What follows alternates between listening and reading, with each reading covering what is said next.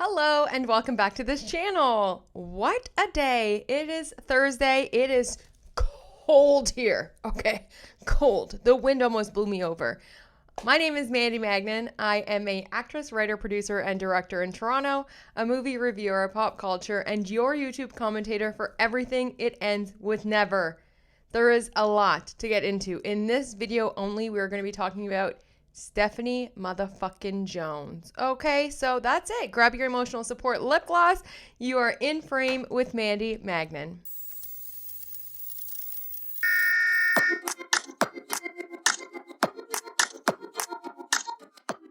Okay, I am gonna say I kind of have a theory here on what happened, and I think the only innocent bystanders in this whole kerfuffle could possibly be Jen, Abel, Justin Baldoni, and Jamie Heath. Also, of course, Steve Sarowitz, right? But I think maybe Melissa Nathan is obviously just a little bit of a mean girl, and maybe she was doing some things behind the scenes that really got to Stehanie motherfucking Jones, and that's why she did what she did. But when we go through her motion, it's very important to keep this in mind. Van Zan. Yeah, an illegal, unethical lawsuit that was created in order to get illegal text messages through an inactive company of Ryan Reynolds's. Right? Okay, so that's just number one, because her reply back is great. Okay, I'm sad. I'm very sad to report. She destroyed Jen Abel just in the introduction. That's all I was able to muster last night before bed because I was getting angry. Okay, and you can tell a person's personality by their lawyer and their lawyer's writing. And this kind of says almost a lot about who Stehanie motherfucking Jones is also, okay? Because it's very like, you know what I'm saying? But before we go into that motion, I just want to show you everything that's happened in Court Listener so far. Of course, I'm going to get to Blake Lively and all of that, but she was late, okay? She was the last one to file, and it happened today, a day late, okay? So we're going to start from the top. Stehanie motherfucking Jones. There's still tons of things that were unsealed that we need to go through. Jed Wallace's depositions, a bunch of new text messages. Of course, Emily Baldoni being the boss that she is. I put it up yesterday on YouTube. But yeah, there is also a text message from her being like, no. F this girl, right? To Blake Lively. So we will be getting into those as it goes on, but for this video, it's just Stehanie motherfucking Jones, okay? Because there's a lot, so stay with me. But let's just look at Court Listener so you can kind of see what we're working with, okay? So we start here on December 3rd. And now if you just look, this is just for December 3rd, okay? Look at all of this. OMG. It keeps going, it keeps going.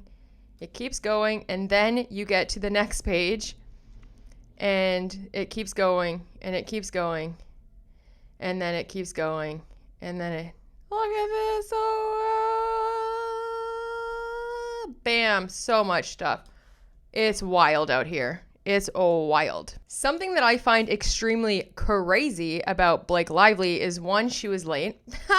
Two, she thinks that birthing is some sexual thing, which I have an issue with because as a mother of four, what kind of PDF are you? Okay, what kind of pedo are you doing thinking that birthing is highly sexual? However, we'll get into that in the next video. Let's go into Stehanie motherfucking Jones's reply to Jen Abel.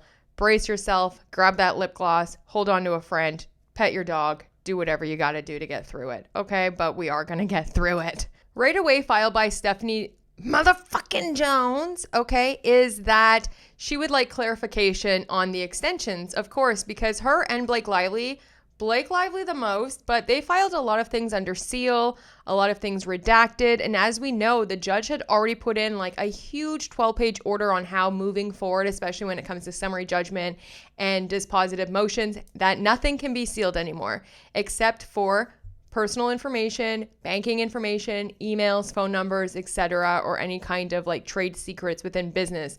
So the fact that even, for example, Blake Lively was a day late, but also when we get everything is sealed, to me says you ain't got nothing with nothing, okay?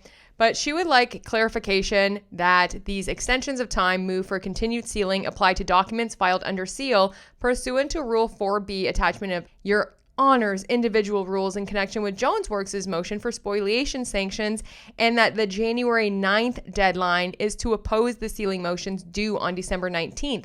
And that applies to materials relating to the summary judgment, oppositions, and replies. To the extent not encompassed in prior orders, the party jointly moves for an order 1, extending the deadline for motions for continued sealing in connection with Jones Works' spoliation to December 19th, with responses due January 9th, extending the deadline for responses to motions for continued sealing of summary judgment materials to January 9th as well. So we'll see what happens there, but everyone's looking for extensions, okay? Everyone's looking for extensions. The next thing filed by the Jones Works parties, okay, is the declaration for the motion for sanctions, and there's a bunch of exhibits there as well, most things sealed and redacted. And now we're going to get into the actual document, which is the Memorandum of Law opposing Jennifer Abel's conditional motion for summary judgment. And you know what, just before we get in, let's brace ourselves here, okay? Here we go. This is it. Third-party defendant Jones Works LLC respectfully submits this Memorandum of Law in opposition to defendant and third-party plaintiff Jennifer Abel's motion for conditional summary judgment.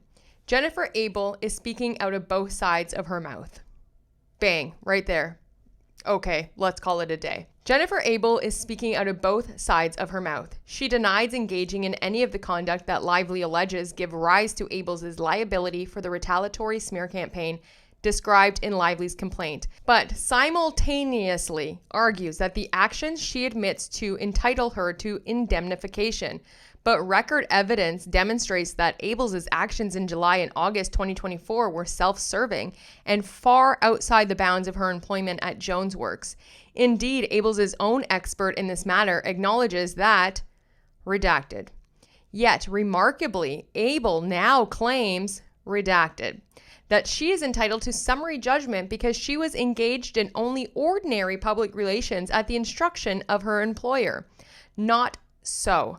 Not only did Abel know the digital campaign was far outside the bounds of Jones Works' ethos of positive publicity, but she also knew that Jones Works expressly objected to the crisis PR tactics employed by Melissa Nathan and her agency. Her motion thus fails. If that alone were not fatal to Abel's motion, at the same time Abel was engaging in the conduct Lively alleges, she was also working against Jones Works' interests and for her own. She was conspiring with Nathan. Conspiring is so funny now that we know that Stehanie motherfucking Jones and Blake Lively were conspiring for a month before they created Van Zandt. But again, this is Stehanie Jones, okay? Well, I'm just gonna keep Van Zandt in the back of your head, okay? She, Jennifer Abel, was conspiring with Nathan to facilitate a Business Insider kill story against Jones Works and its founder and CEO, Stehanie Jones. She was working behind her employer's back and over Jones Works' objection to recommend that Wayfair Studios and Justin Baldoni retain Nathan for the exact crisis PR that resulted in Lively's claims against Abel. And she was plotting her departure from Jones Works, surreptitiously creating her own competing public relations company and pilfering Jones Works' clients, employees, and confidential documents for her competitive gain. An employee is name only. Abel was a double agent defying Jones Works' instructions, redacted, and deliberately cutting Jones Works' CEO out of the crisis strategy so she could steal them as clients and conceal her participation in the nefarious campaign she knew Jones Works would never condone.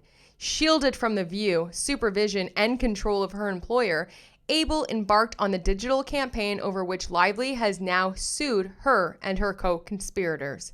Common law indemnification requires that an employee bear no responsibility for the actions engaged in. The employee must have acted strictly within the scope of her employment. The opposite is true here.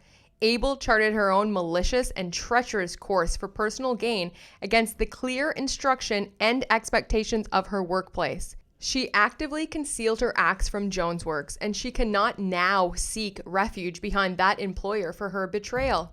At a minimum, the overwhelming evidence of Abel'S deceit, concealment, and self-interest present issues of disputed material fact that preclude summary judgment. Her motion should be denied. Background: JonesWorks' representation of Baldoni and Wayfair. JonesWorks is an award-winning PR agency that provides positive, bespoke PR services to its clients. Counterstatement of material facts. Declaration of Stehanie Jones. Oh yeah, we'll trust what Stehanie Jones has to say about JonesWorks. JonesWorks began representing Baldoni for his personal publicity.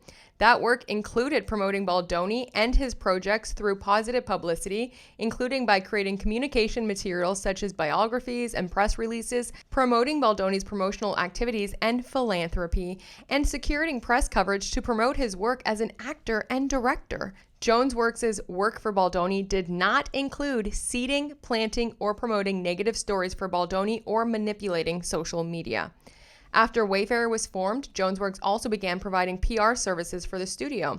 On May 6, 2020, JonesWorks and Wayfair entered into an agreement establishing JonesWorks as its exclusive public relations counsel. At Wayfair's request, JonesWorks bundled Baldoni's personal publicity services into its agreement with Wayfair's, such as the terms of the May 2020 agreement applied to both Baldoni's and Wayfair's accounts. Like JonesWorks' previous work for Baldoni, the work JonesWorks did under the agreement included promoting their projects through positive publicity, pitching stories to promote Baldoni and Wayfair as well as their projects to earn media, and providing talking points for use with the press. JonesWorks also monitored and collated press coverage of Baldoni and Wayfair to share with them. The work JonesWorks did for Baldoni and Wayfair under their agreement at no time included seeding, planting, or promoting negative stories about anyone, including individuals in dispute with Baldoni or Wayfair, nor did JonesWorks influence social media conversations about Baldoni or Wayfair through false or paid-for accounts or comments or otherwise engage in social media manipulation.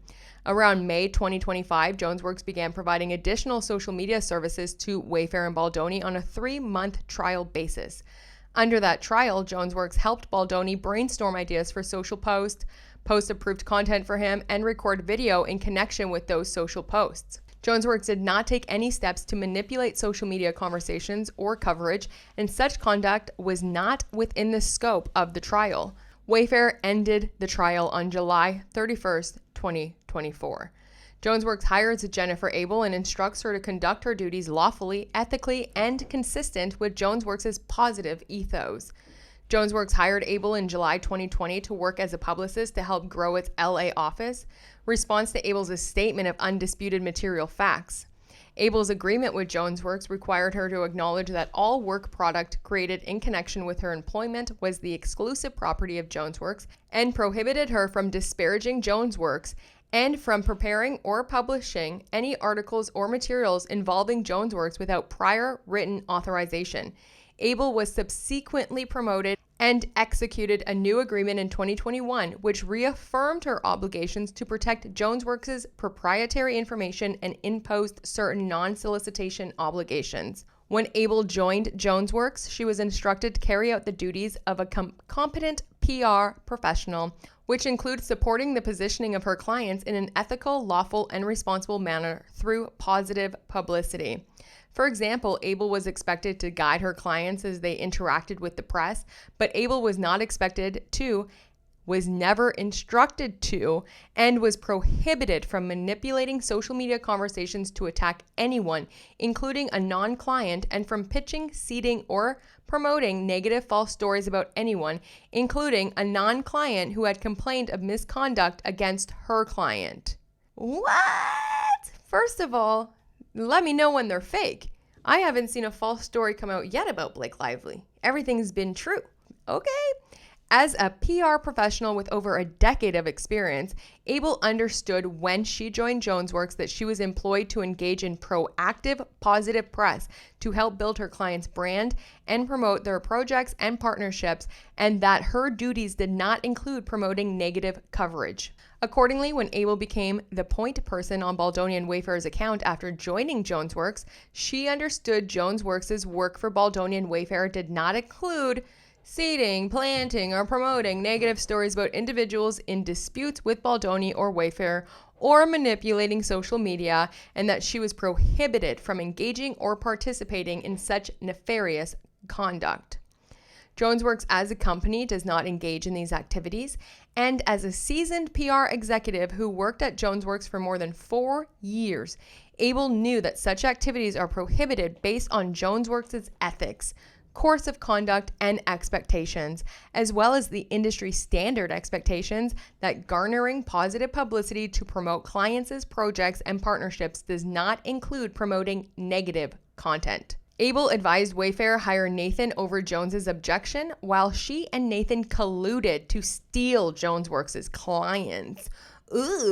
On July 19th, 2024, while employed at JonesWorks, Abel formed her soon-to-be competing business, RWA Communications.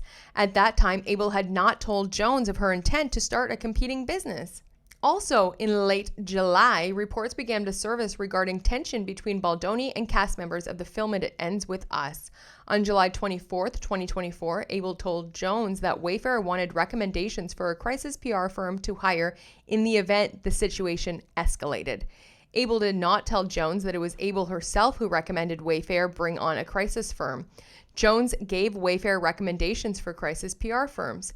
Abel recommended Nathan and her company, the Agency Group PR LLC, despite knowing Jones would object to her doing so because Jones had previously witnessed Nathan engage in unethical tactics on behalf of a shared client. And I think, I'm just percolating here, but I think that shared client is Dwayne "The Rock" Johnson, because there is word on the street that he actually might be involved in creating the smear campaign against Stehanie Jones, the website. Yeah, because, he pulled all of his business, everything from Stehanie motherfucking Jones, because she was a little cray-cray to all of his employees. So her saying that she's so positive and ethical and all this stuff, girl, you have dozens of people talking mad smack about you, about how awful you are. So let's backtrack that a little bit, okay? Let's bring it back there, Stehanie motherfucking Jones. You're not an angel, okay? On July 25th, 2024, Abel pitched Wayfair to Nathan as something that they could work on together after Abel left JonesWorks. Then there's a bunch of redactions. On July 26th, 2024, TAG sent its proposed scope of work to Abel's RWA email address, not her JonesWorks email address, at Abel's instruction. That's not good. I don't know if that's good. Okay. Abel's did so because Jones still did not know that Abel was arranging for Wayfair to hire TAG, and because she was planning to take Baldoni and Wayfair to her new agency and continue working with Nathan. Abel told a TAG employee that she would later have Wayfair's president, Tara Hanks, call Steph Jones and let her know then we can be above board. When Wayfair did as Abel instructed, Jones asked if blank, redacted. Nevertheless, when Jones learned that Wayfair was considering hiring Nathan, she immediately cautioned Wayfair that blank. Why is it blank? We already know what you said. You didn't want them to because you didn't like Melissa Nathan. Anyway, Jones warned Baldoni in particular that she was worried not only about Nathan, but also about the people Nathan works with. Jones further told Hanks and Heath that she believed Nathan was behind negative attack websites and social media profiles about Jones that happened online in beginning of May 2024. Yet, Wayfair spoke to only Nathan.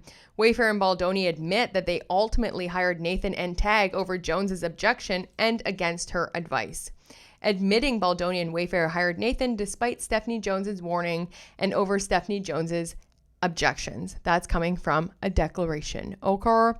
You were aware that Stehanie Jones expressly warned you that you should not hire Melissa Nathan for this role, correct?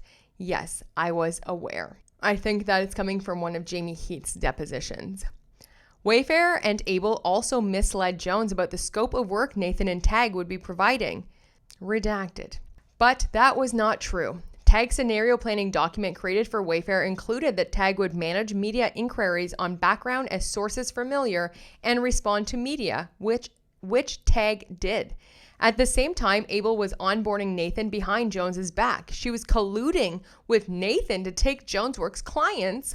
On July 29th, 2024, for example, Nathan gloated to Abel, "Once you are gone from JonesWorks, we will be on all accounts together and make really good money and be happy."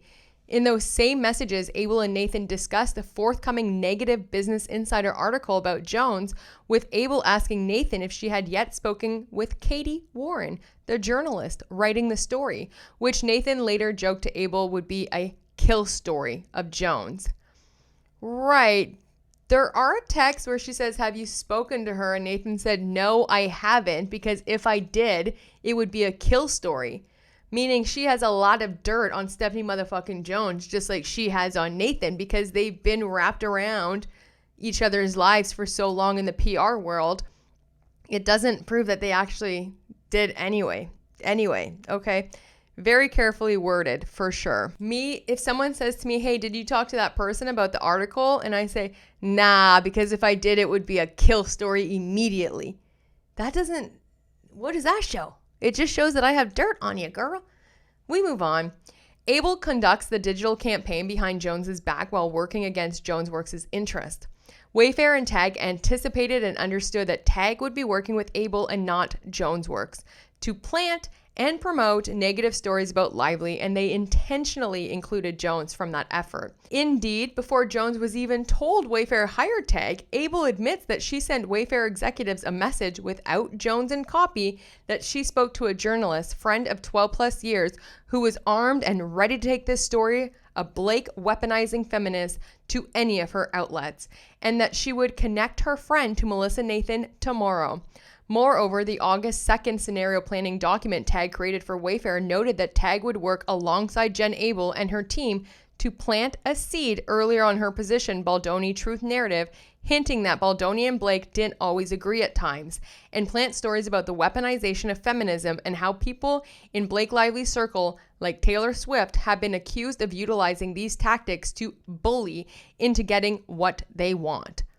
Well, the truth is going to come out. I mean, that's actually true, though. So no lies so far have been told. I mean, Taylor Swift and Blake Lively and everyone in their circle has done that and continue to do that to this day. Everyone thinks Taylor Swift is some like little innocent angel and can't be touched and she's the victim. And no, that's not the way it works when you really find out some things, okay? Jones, on the other hand, had never reviewed or discussed the scenario planning document until this litigation. Abel promptly shared that feedback with Nathan, but not Jones, telling Nathan and Baldoni wanted to feel like Lively could be buried. On August 5th, 2024, Baldoni sent Abel social media content about Hailey Bieber's history of bullying many women, not just Selena Gomez, throughout the years, and told Abel this is what we would need. Abel responded that she literally just spoke to Melissa Nathan about this, about what we discussed last night for social and digital. That same day, redacted. Wayfair has admitted that Nathan recommended it hire Wallace, and that Abel agreed with that recommendation. Jones, nor anyone else from JonesWorks, did not know of or participate in Wayfair's decision to hire Wallace. On August 7th, 2024, Abel expressed her frustration that Wayfair had not taken digital action, telling Nathan, but not Jones or anyone else from JonesWorks. There you go. Bam, period. It literally says, Abel expressed her frustration that Wayfair had not taken digital action. So everything that you said in your introduction about them seeding, manipulating, I mean, you said it about 12 times, so I guess we would believe you, they didn't do. Because there's literally texts where they say like, oh my God, we need to do something, why aren't we doing anything? That tells you everything that you need to know about this stupid smear campaign. Anyway, Nathan responded, which is redacted.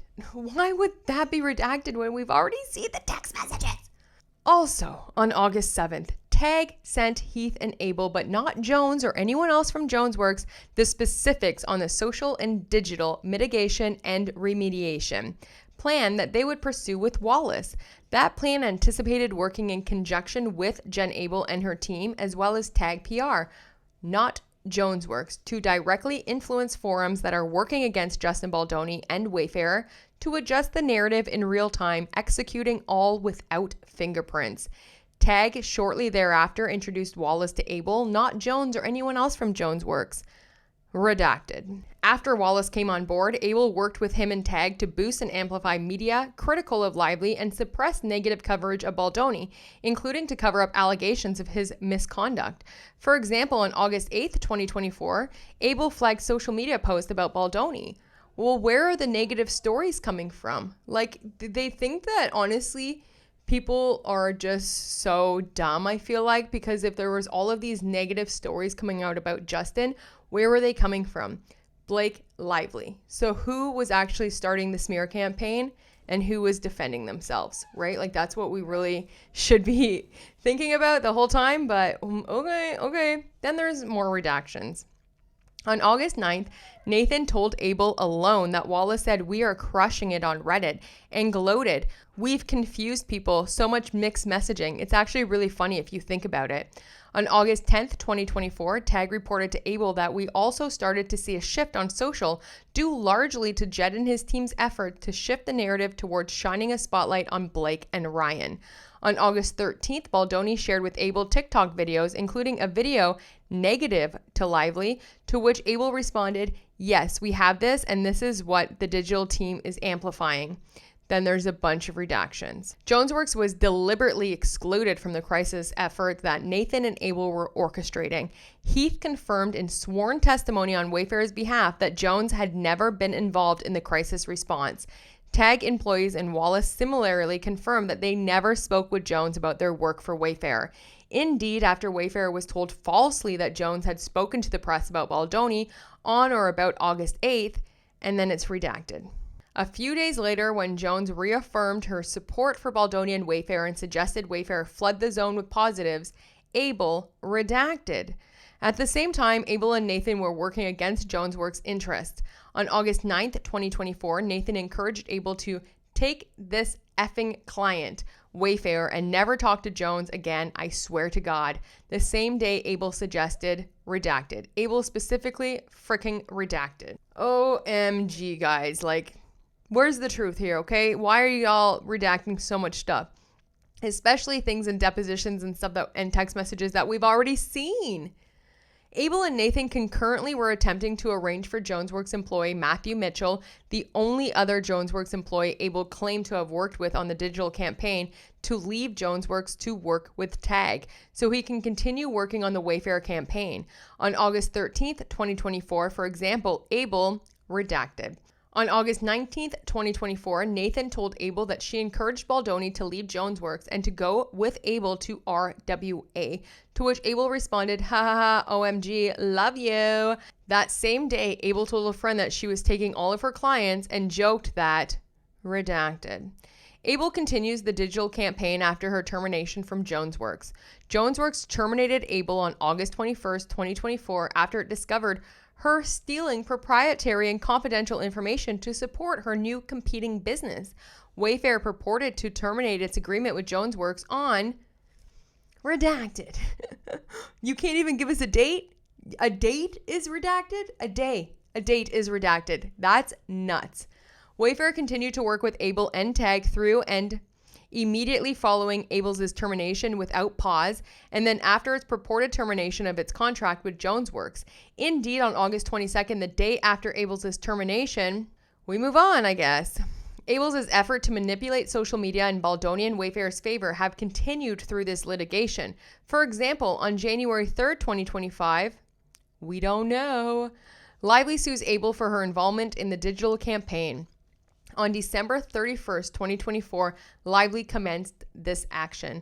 On July 30th, 2025, Lively filed the operative complaint that asserts claims against Abel for aiding and abetting harassment and retaliation in violations of California's Fair Employment and Housing Act, false light invasion of privacy, civil conspiracy.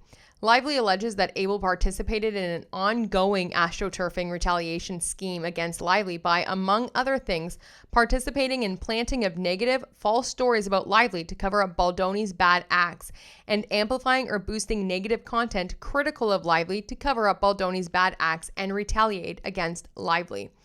Abel's expert report acknowledges that, blank, indeed the report states that, redacted. On August 13th, 2025, Abel filed the operative amended answer to Lively's complaint and an amended third-party complaint seeking indemnification against Jonesworks. But, blank, rather, blank. Anyway, the redactions are killing me because they're redacting things that shouldn't be redacted, and the judge already made a ruling on it, and it's just, it's wild, okay? Because there's a lot of these things that we've already seen. Summary judgment is appropriate when there is no genuine dispute as to any material fact and the movant is entitled to judgment as a matter of law. A genuine issue of material fact exists if the evidence is such that a reasonable jury could return a verdict for the non-moving party. The court must resolve all ambiguities and draw all permissible factual inferences in favor of the party against whom summary judgment is sought. The argument. Genuine disputes of material fact exist as to each essential element of Abel's common law indemnification claim and preclude summary judgment. Whether Abel's conduct falls within the scope of her employment, the threshold requirement for common law indemnification depends on what she actually did. And the parties fundamentally dispute this question. The parties also dispute whether Abel bears responsibility for the actions underlying Lively's claims, whether she acted in furtherance of her own competing self-interest, whether her conduct was foreseeable to Jonesworks, and whether Jonesworks knew of and authorized her specific actions.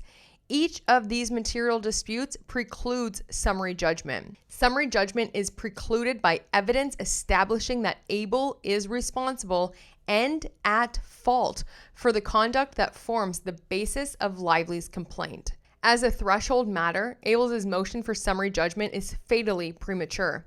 That is, the court cannot assess whether specific acts by Abel were within the scope of her employment because no determination has been made as to what those acts are, let alone her intent and responsibility for them.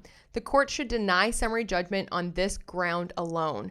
It is black letter law that indemnification claims do not typically ripen until after the merits of an action has been decided and all appeals have been resolved. Specifically, in the context of employee indemnification, a court ought not either anticipate what factual determinations might be made in the future regarding an employee's conduct or try to make such a determination at the summary judgment stage when such a determination requires the resolution of disputed factual issues. Such outstanding factual disputes and determinations regarding the underlying conduct bar the granting of summary judgment here. Lively and Abel present competing factual narratives embedded with a multitude of factual disputes regarding Abel's conduct, which must be resolved by a jury. Determination by the fact finder of the precise activities that Abel undertook, as well as how and why, is a necessary precondition to the court determining whether Abel's actions were within the scope of her employment at Jonesworks. Lively alleges that Abel participated in a sophisticated press and digital campaign designed to retaliate against her, including by planting and seeding negative stories about Lively with journalists, coordinating with Tag and Wallace to manipulate social media platforms including Reddit, Discord, TikTok, and Instagram, amplifying and boosting negative content about Lively, suppressing positive content about Lively, utilizing algorithm manipulation, and executing all of this without fingerprints. Lively alleges that this campaign constituted intentional torts. Abel, for her part, denies engaging in any of the actions alleged by Lively. She instead characterizes her conduct as routine PR work for Wayfair and Baldoni as part of the services Jonesworks was providing them as its clients, even though her expert says blank. Why would that be redacted? Even though her expert says it's not, even though her expert says no, even though her expert denies it. I mean, hello? This factual dispute cannot be resolved at summary judgment. Until a jury determines what Abel actually did, the question of whether her conduct fell within the scope of employment remains a genuine issue of material fact that must be resolved. Indeed, a court in this district recently denied a motion for summary judgment on an indemnification claim in similar circumstances, whereas here, no liability determination had yet been made. And that's Varga versus Flowcon, Inc. In Varga, a property owner sought common law indemnification from a general contractor for a claim brought by an employee injured on the workplace. Even though the general contractor did not respond to the owner's motion for summary judgment on the indemnification claim, the court denied that motion as not ripe because a liability determination has not yet been made. The same result should follow here. Abel acknowledges this authority and concedes that her motion may be premature. She attempts to avoid the necessary consequences of this, that is, denial of her motion, by relying on cases in which courts granted summary judgment on indemnification claims. But those cases are inopposite and readily distinguishable.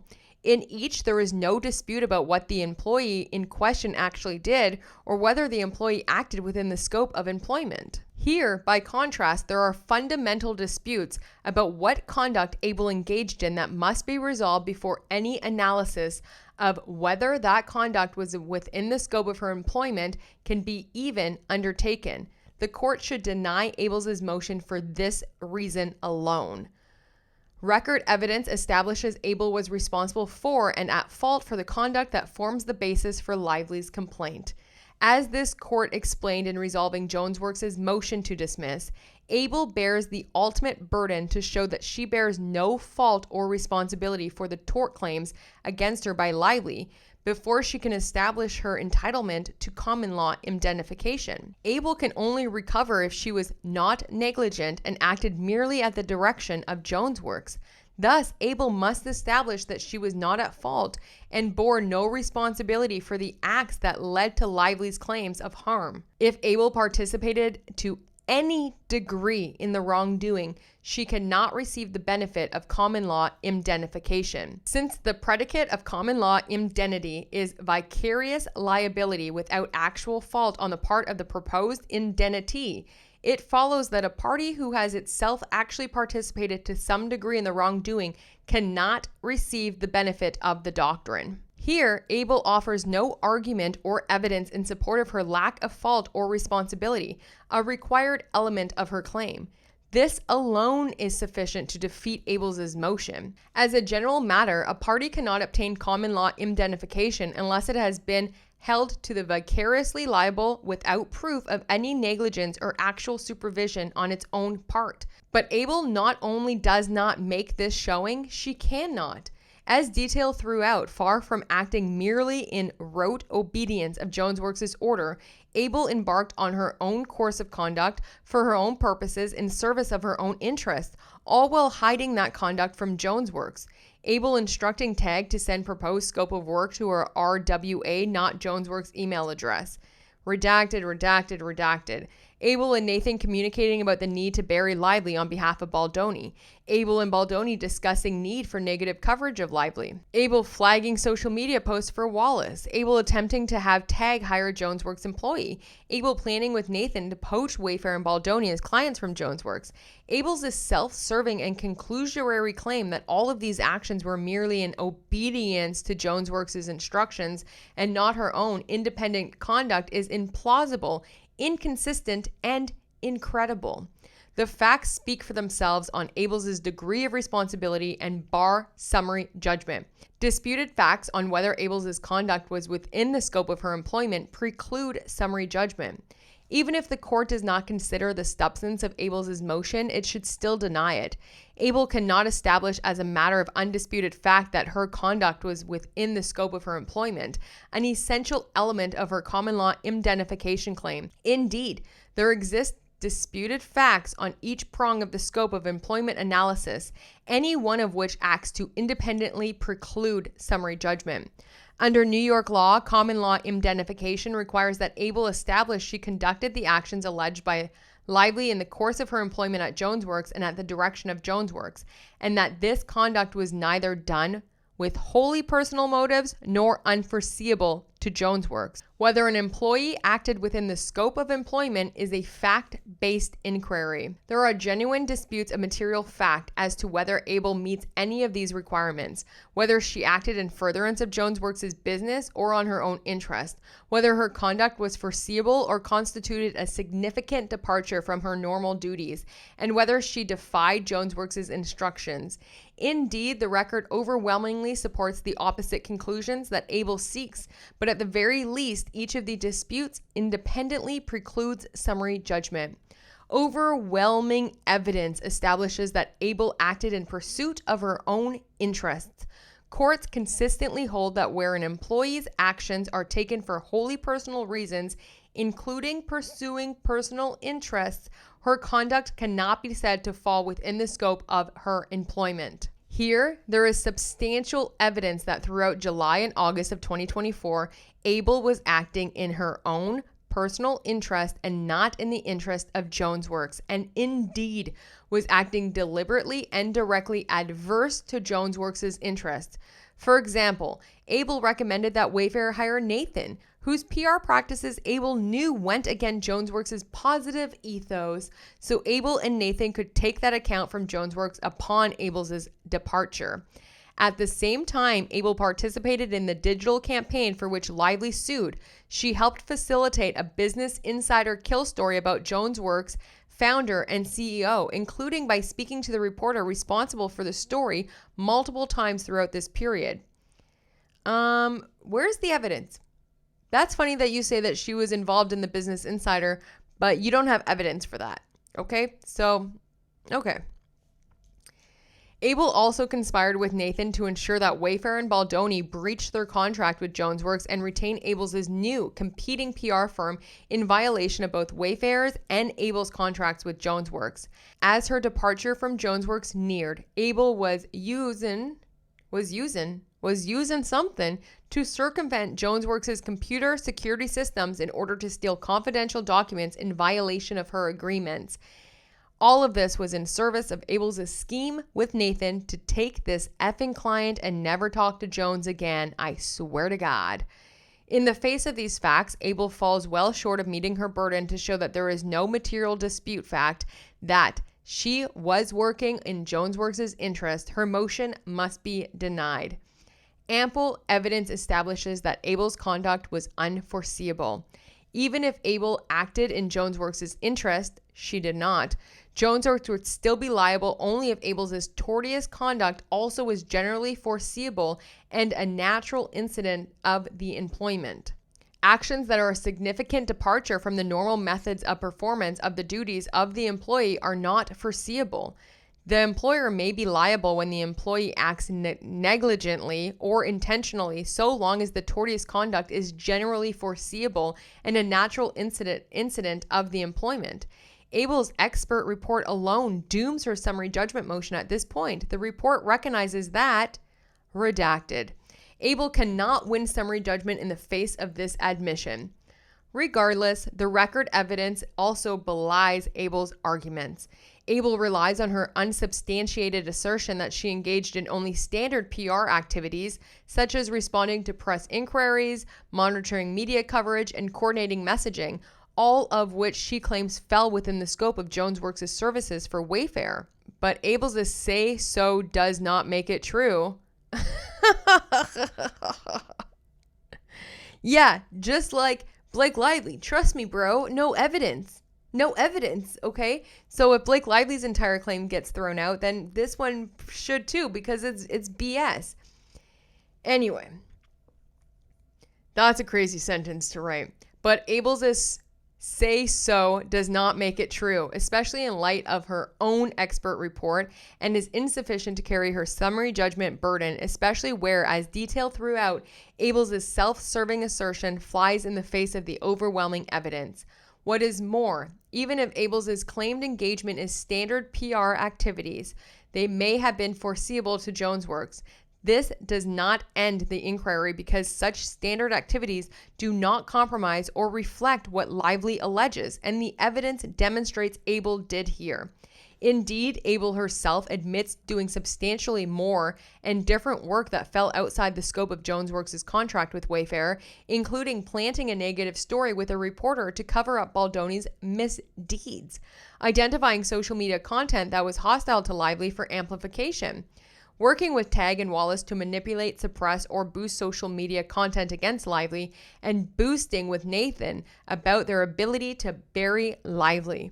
None of these actions were foreseeable to JonesWorks, which is a matter of company practice and policy does not engage in such underhanded, manipulative tactics, but instead insists that all of its employees engage only in ethical and routine positive public PR work. Because Abel'S liability hinges on her violation of this JonesWorks culture and ethos, as well as her participation in unforeseeable and unlawful conduct, her indemnification claim fails and her motion should be denied. The evidence further establishes that Abel deliberately acted outside of JonesWorks' goals. When an employee conduct is not in furtherance of any employer-related goal whatsoever, she is not acting within the scope of the employment. Here, ample record evidence demonstrates Abel acting inconsistently with employer-related goals on multiple fronts, including the following, each of which defeat her motion for summary judgment. First, Abel recommended that Wayfair hire Nathan despite knowing Jones and JonesWorks objected to that recommendation and to Nathan's hiring because Nathan's PR practices went against JonesWorks' ethos. Abel's actions confirm that she knew that she was defying JonesWorks' instruction as she contrived to have Nathan's company, Tag, send their scope of work for the Wayfair account to Abel's non-JonesWorks email, and to blank. Multiple Wayfair executives, including Wayfair's corporate representatives, confirmed that Wayfair hired Nathan at Abel's recommendation and over Jones's objections, and Wayfair's president redacted. Abel's efforts to conceal her defiance of JonesWorks' instructions from her boss and her departure from the goals of the company. Second, Abel excluded JonesWorks from the crisis response and digital campaign that Lively complains of. From the outset, Abel, Nathan, Tag, and Baldoni and Wayfair deliberately excluded JonesWorks from the strategy and execution of the crisis response and actively misled JonesWorks about their action. Bunch of redactions. Abel and Hanks misled JonesWorks about Tag's scope of work, telling Jones that Nathan and Tag would redacted. But Tag's scenario planning document for the Wayfair account, which was sent to Wayfair and Abel but not to Jones, from outset envisioned that Tag would manage media inquiries on background as sources familiar and respond to media, which Tag in fact did behind Jones's back. The August 2nd, 2024 scenario planning document specified that Tag would work alongside Jen Abel and her team, with no mention of JonesWorks. Jones was left off the August 7th, 2024 email describing the social and digital mitigation and remediation plan for Wayfair and Baldoni. Tag employees never spoke with Jones about Wayfair during the entire tenure of Tag's engagement for Wayfair. Wallace had no recollection of speaking with Jones regarding Wayfair. Abel's exclusion of Jones was intentional and systematic. Far from aligning her work with the goals of JonesWorks, Abel deliberately and repeatedly departed from these goals and hid her defiance and actions from her employer as part of her strategy to position herself as the point person for Wayfair. Exclude JonesWorks and Jones from the account, drive a wedge between her employer and client, and continue her misconduct unchecked and undiscovered. At a minimum, there are significant and material evidentiary disputes regarding Abel's deliberate defiance of and deviation from JonesWorks' goals, requiring denial of her motion. Summary judgment is undisputedly unavailable for Abel's alleged conduct post-dating her termination. Common law indemnification applies only to actions an employee undertook during the course and tenure of her employment by the claimed indemnitor. Abel cannot seek indemnification for conduct she engaged in after her employment with JonesWorks ended. Abel concedes and is undisputed that she was terminated from JonesWorks on August 21st, 2024, and after that date no longer worked at JonesWorks. Here, however, Lively alleges that Abel has continued to engage in tortious conduct after her termination from Jones Works on August 21st and through the filing of the complaint and the present. Oh yeah, the present, they're still doing it. Describing the retaliation as ongoing. Because Lively's complaint includes allegations that post-date Abel'S employment of Jones Works, Abel'S motion must, at a minimum, as a matter of law and undisputed fact, be denied with respect to any conduct that occurred after August 21st. For the foregoing reasons, blah, blah, blah, blah, blah, blah, blah, blah, blah. I mean, it's pretty good. It's pretty good. Let's see what else was filed by Jones if we can get to any of the attachments or the exhibits. So there are a few new exhibits. Some of them are the same things that we've seen, some text threads and some, the scenario planning document stuff, but there are a couple of new exhibits. A lot of things, again, very sealed. So out of all of the exhibits she filed, we can only see a handful. There's this text message that she sent to Jamie Heath and Tara Hanks. I just downloaded Tara on some dark stuff, but please, we cannot work with Melissa Nathan. There is a lot of dirty work she has done, very dirty, not someone we would want in Justin's orb or for Blake's PR to use as a weapon against him. There's also this message that she sent as well saying, "Hi Tara, I know you and Steph connected and she gave some recommendations, but I want to make sure you guys have what you need to bring on a crisis comms team. We can be available to brief them and bring them up to speed. Happy to make calls too. Let us know." There's this text change which looks like it's from at least Katie Case and Jen Abel. I don't like right away that Jennifer Abel's email address is in there. That's a PII, but okay, I guess maybe it's on her website or something. But again, for all the things that were redacted, you should redact someone's email, but I digress. Just one quick private question, making sure I'm okay to send the SOW to your JW email. Send it to Jennifer@RawWA. LOL. I'm going to have Tara call Steph and let her know. Then we can all be above board. You got it. I'm glad I double checked and copied that. And always just like to check and double check and then check again. LOL. Ha ha ha ha ha ha. And that's why I adore you. I did a couple of too many ha-has there, but we joke with the P in PR really stands for paranoid, but it actually is. LOL. It's a joke, but also not a joke at all. Sent. Hasn't come through yet. Just got it. Oh, thank goodness. I was worried my email was delayed. I was about to send it via text, but phew, crisis averted. Okay, a few things here. Every place that you say we will work with Jen, please swap that out with we will work with JW, Jones Works, since they are all still clients of the company. Also, wherever you list Wayfair, also please put Justin Baldoni and Wayfair as its applicable execs. Everything else looks great. I also got the green light to send you those two documents, so I'm sharing them with you now. You got it. I'll swap that out and send. And amazing. Thank you on all accounts. Some more text messages here between Jamie Heath, Tara Hanks, and Jennifer Abel. Thanks, Jen. All makes perfect sense. Jamie Heath. I don't like the idea that there is continued cannibalization and within the same side, meaning Jones Works, example Stehanie and the crisis team. I only want us to be communicating with people who are working together and not with ones who are undermining others within our team. Stehanie is casting doubt, and that can have an effect like poison. I'm going to bed. A first for me and forever. Let's chat more about this. Then that's pretty much it. And then they just write, thanks, Tara. So bummed about this and the lack of support for Justin, but we forge ahead. But look at the comments. And then they share something else. And now this exhibit is like 30 pages and it's like text messages. So let's just see kind of what's in it, because that just seems kind of excessive, but it's with Melissa Nathan and Jennifer Abel. So they have this big text message thread about like what they're hearing. Let's see if that's what this says here. So just like what they're hearing is, Heath told me today that despite the reports of fights during post-production and dueling cuts of the movie, Baldoni didn't mean to suggest in Entertainment Tonight interview that if Lively wants control, she should just direct the next damn sequel herself. Okay, whatever. Everyone's been so consumed with this dumb feud that an outsized success, if it ends with us, almost feels like an afterthought. But a $50 million opening for a $25 million romance drama is a domestic violence storyline begs the question, how did this happen? So this is an article, I guess, that they're sharing with each other. And then Jennifer Abel says, yeah, I told him on record he could clarify. As a PR for them and you, this is fabulous. As Leslie, go F yourselves. And thank you. Ha ha ha. Taking off. Fly safe. Any word on statement? A big giant F you. No. Thank effing God. We are going to war. I feel so alive. And that's about the stay of that day. Ryan Reynolds, who is all here, his fucking hands are everywhere in this movie. He has no right to be in this movie anyway. They wanted him to read that statement, right? Wayfair, this is the same day. So like they're like, no, now we go to war. Going out to Jed Wallace with a bang. Brian Freeman is in mediation, by the way. I asked his assistant. Okay, copy.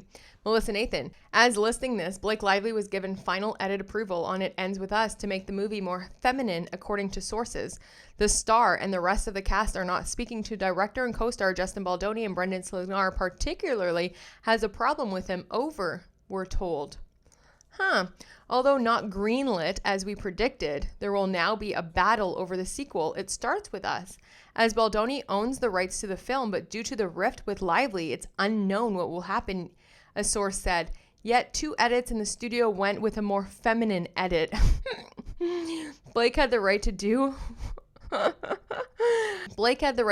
since she had final edit approval. New York Post, Leslie Sloan placed that. It was a more feminine edit. It was just a different edit. Leslie is working overtime. She really is, but I don't think she wanted to. Have to remove more feminine edit. It was just a different edit, and she wasn't given final edit approval. She said she wouldn't promote the film if it wasn't one that she could personally get behind. Example, it wasn't her edit, even though Justin scored higher in their focus group screenings. So that's the fact, however you want to spin it, LOL. That is what I think we should do. Can we say sources say Justin understood how important it was to have Blake support the film, so he and Wayfair gave the okay for her to have her say in the final edit? Or is that too much? I'm just on a Zoom, but can call Sarah and go through, or wait for me to do it as well, as she has to give the opportunity to comment. Her say in the final edit to ensure it had the proper female gaze when telling Lily's story. I can call her, unless you want to be on. Nope. Told her to call you, LOL. This shit is absurd what Leslie is doing. Don't love the shirtless thing right now, to be honest. So they know, Stehanie Jones knows that Leslie Sloan started all of this, meaning Blake Lively started all of this. So where was that in her complaint? Then somebody reaches out for her for comment on why Justin hired Melissa Nathan. They wrote, oh, hell no. For F's sake. Come on, no. Ready for Brian? Yep, I'll call Jamie back. Want to call me with him? Question mark, calling now. Then there's a Hollywood Reporter came out. Wow, F, what can we do about this? I am so effing mad, man. Jen, I am so effing angry. I just know Steph is going to weaponize this. I know, but holy F. I can't believe they wrote that story. Same. At least it doesn't mention Scooter, but still. Scooter Braun. See, I told you Scooter had something to do with this. I told you. Jamie is still on with Ashley. He's being attacked publicly. He brought on an expert to help at the end of the day. I'm sorry. She's an effing bitch. Do you think this makes him look guilty, though? Honestly, nothing against you at all, but honest opinion.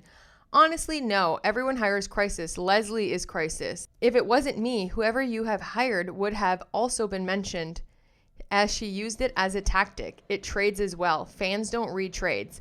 Oh, okay, thanks. That's what I think too, but wanted your opinion. Call me after. At least the Ashley call is going well. Then there is email from Matthew Mitchell, just wondering if it's true about Melissa Nathan and if she wanted to comment. Jamie saw the article and doesn't care. He says it says nothing that we retained her for crisis. And I'm like, yeah, that's all Melissa. She's really good. So he doesn't care. F you, Leslie. Also, we rep amazing people too, not just the people in trouble. Stehanie Jones has repped many men that have done terrible things that I've even helped her fix. You can't win in this business. Why would Stehanie Jones drop this as evidence? This is so crazy. Oh, thank God. I feel so bad that I put you in any situation. Yeah, she's so good. Love her already. God, the Hollywood Reporter put out a breaking news blast. Oh, good. And you got to meet her for lunch. I know. Like, WTF, really? A breaking news blast? What the heck? I was texting you. It came up as a breaking news. Breaking news. I'm worried now. Steph is going to say, not that they care at all, but she is going to try to use this in some capacity. And she sure did, didn't she? She did. So they were right. She's absolutely will. But also, let's compare stories, Stehanie, when buy drops. The Business Insider, when the Business Insider drops.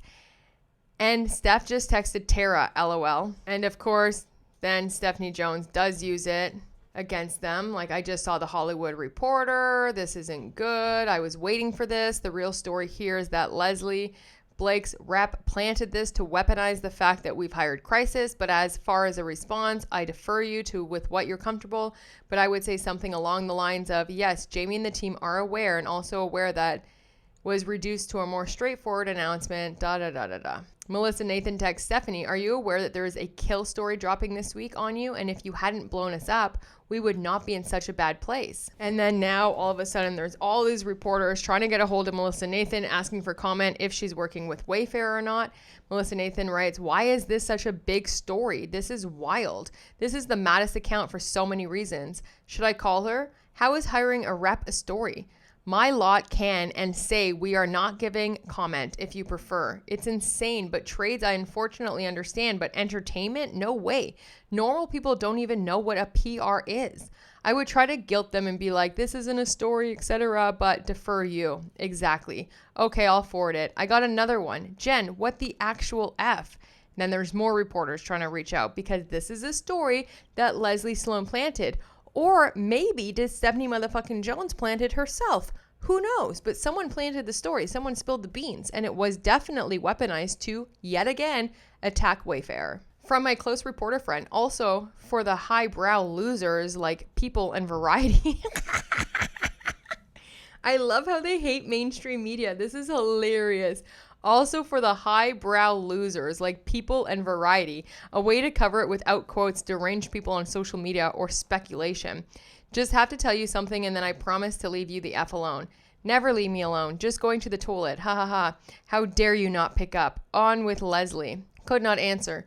Oh my God, what is she saying? And then they share a post that was created and it's very bad about Blake Lively. It's from this Rachel woman who says, this is why Blake Lively has managed to ruin her likability, respectability, and reputation with one press tour should really be studied because it is a almost impressive. We'll call you after 45 minutes. Wow, still on, Jen. And that's it when it comes to Stehanie motherfucking Jones. Okay, so I don't know. What do you guys think? I mean, there is still so much redacted. So we don't know if she actually comes with evidence or not because everything's redacted and we can't get to the exhibits. I think out of both arguments, like between what Blake Lively has submitted to what Stehanie Jones has submitted, Stehanie Jones definitely like hit it out of the park when it comes to legal conclusions and disputes of facts. And it's very sad. I think her intro literally eats up Jen Abel. But yeah, we'll see what happens next. Okay. I'm thinking that probably I will go live to do the Blake Lively stuff because there's so much of it, and then we'll just work from there. Okay, so maybe I'll catch you on live, but if not, it will be posted. So I love you so much. I hope you're having the best day trying to ingest all of this information coming at you, and yeah, love you. Talk to you soon. Bye.